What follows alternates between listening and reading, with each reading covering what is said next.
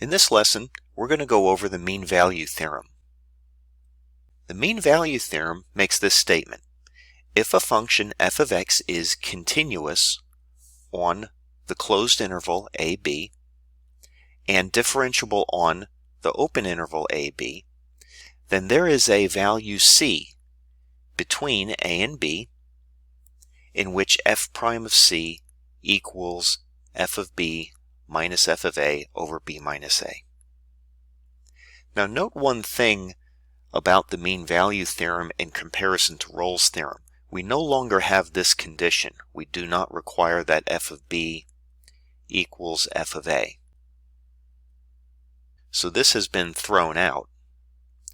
And in place of the conclusion that f prime of c is equal to 0, we now have this conclusion. So the 0 is then replaced with this quantity. Also note this. The quantity f of b minus f of a over b minus a is actually the slope of the secant line joining the points a f of a and b f of b. We have a graphic below that will show that. And also notice one other thing. If you do have the requirement that f of b equals f of a holding, so you go back to Rolle's theorem, then notice that this quantity is actually equal to 0 again. So, and that's because the numerator would be 0. And you then have the conclusion that f prime of c equals 0, which is just Rolle's theorem again. So in other words, if you do put this requirement back into the mean value theorem, then this piece right here just becomes 0, and you revert back to Rolle's theorem. So that's why Rolle's theorem is just a special case of the mean value theorem. In Rolle's theorem, we just include this part right here, and then we get f prime of c equals 0. Let's take a look at a graphic illustrating the mean value theorem.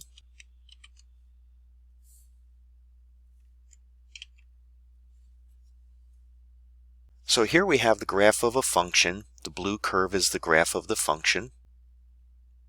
Right here is the point a f of a. And right up here is the point b f of b.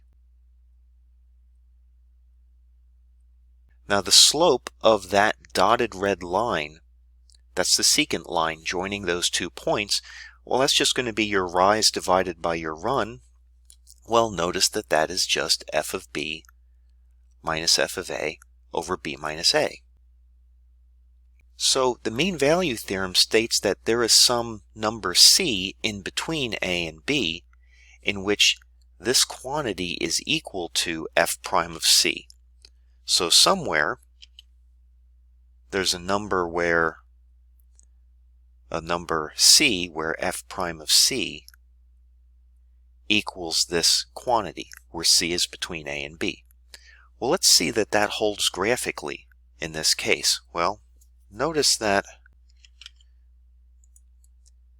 if I let a point slide along the graph of this function, notice that at somewhere right about here, let's say, it seems like,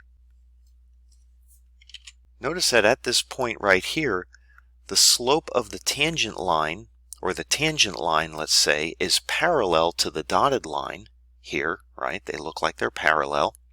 So what that means is that the slope of this black tangent line is equal to the slope of the dashed red line. And the slope of the tangent line is f prime of c.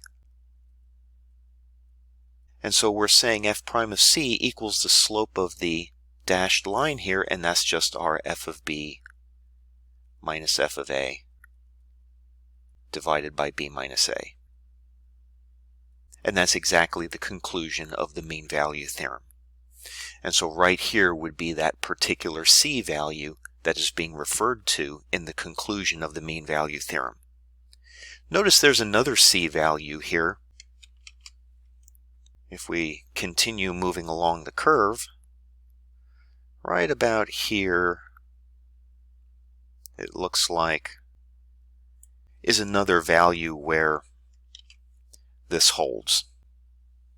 So right here, it looks like the black tangent line is parallel to the red secant line, the red dashed secant line. So we would have this holding once again. So that illustrates the mean value theorem. Now we'll take a look at the proof of the mean value theorem in another video. Let's look at some examples. So the first example here, let's determine if the mean value theorem can be applied to this function, just the square root of x, over the interval from 0 to 4. And if it can be, then find that c value where f prime of c equals the slope of the secant line. Alright, so we have to check two things here. So first of all, is the function continuous on the interval from 0 to 4? Well, yes, because it is the square root of x, the square root function, that is going to be true because the square root function, this is defined for all x greater than or equal to 0, and it is continuous as well. Second of all, what about differentiability? Is it differentiable on the open interval from 0 to 4, like that? Well, let's check. If we take the derivative of the square root function, remember we can write the square root as x to the 1/2 power. So the derivative is going to be 1/2 x to the negative 1/2, and that is 1 over 2 root x. And yes, this does exist for every number in between 0 and 4. Notice we're not including 0 in this interval. 0 is excluded. So we don't have to worry about dividing by 0. So yes, it is differentiable on 0 to 4. So we can apply the mean value theorem here. So let's find this number c. Well, first of all, we have to find the f of b minus f of a over b minus a. We need to find that number first. So let's note that f of 4 minus f of 0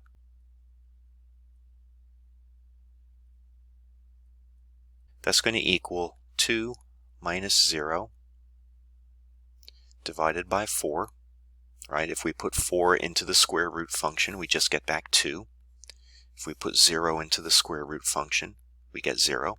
And this is going to be 1/2. So now we need to set the derivative equal to 1/2 and solve for x, and that'll give us our c value. So here's our derivative. So we'll set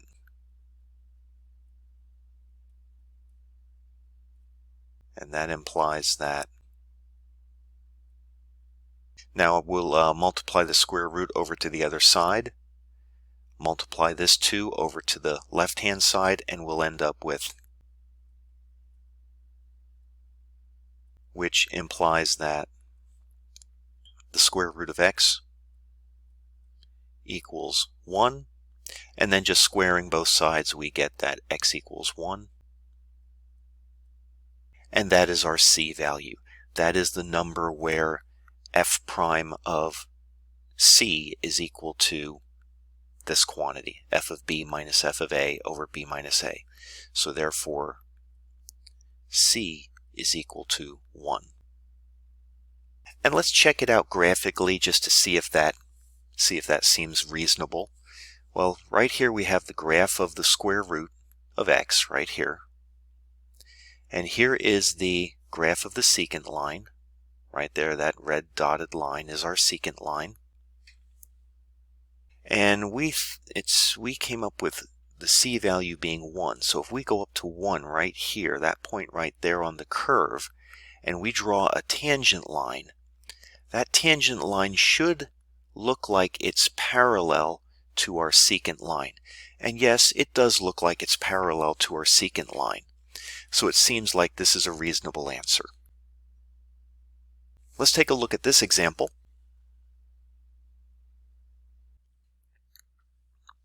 Now in this example, we want to determine if the mean value theorem can be applied to the function x minus 1 to the 2/3 power over the interval from 0 to 3. And if it can be applied, find the value c in which f prime of c is equal to the average slope, f of b minus f of a over b minus a. Now in this case, the b is equal to 3 and the a is 0. So to determine if the mean value theorem can even be applied, we need to check two things. Number one,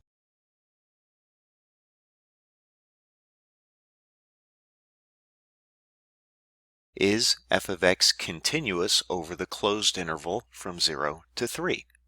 We need to check that out. Well, recall that a function like this, x raised to a rational power, is going to be continuous wherever it is defined. And this function is defined over the interval from -infinity to infinity. It is defined for all real numbers. And that is because this function can be written as x to the 1/3 squared, right, by properties of exponents. And x to the 1/3 is defined for all real numbers. You can take the cube root of a positive and a negative number, and then of course you can square it as well. So this function is going to be continuous over all the real numbers. And then x minus 1 to the 2/3 power is simply this function shifted to the right by 1 unit, since it's just the composition of x minus 1 and x to the 2/3. So x minus 1 to the 2/3, that will be defined over -infinity to infinity, and so it will be continuous over the closed interval from 0 to 3. So that checks out. And then the second thing we need to determine is the function differentiable over the open interval from 0 to 3. So does the derivative exist?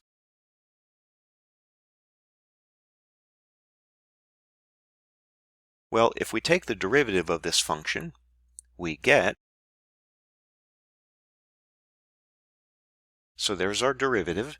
Now notice that we did have to do a little application of the chain rule.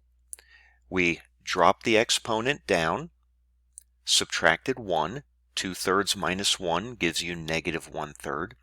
And then we did have to take the derivative of the inside, which is x minus 1, but that's just 1. And notice that we can write this as, now, notice that this function has a problem existing when x is 1. If I plug 1 in here, I get 0 in the denominator. So we see that the derivative does not exist when x equals 1.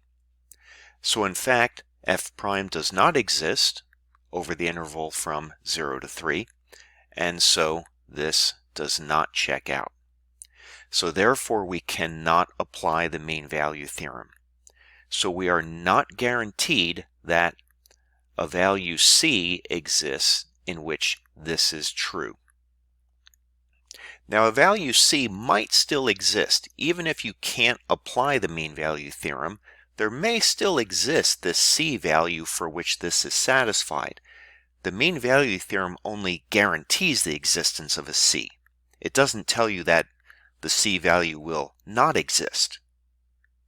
Well, in this case, the c value doesn't exist. So to see that, just notice this. Right here we have the graph of the function f of x equals x minus 1 to the 2/3. Notice right here is where we have a problem with the derivative. Notice that cusp right there. That's why the derivative does not exist when x is 1. Wherever you have a cusp, a sharp point in the graph of your function, you do not have a unique tangent line, and so your derivative is not going to exist. Now, this dotted line right here is the graph of the secant line going between a, f of a, and b, f of b. And notice that if we look at the graph of the function, there does not appear to be any point on the graph where the tangent line is going to be parallel to the secant line. And so graphically, there does not appear to be a value c in which this is going to be satisfied.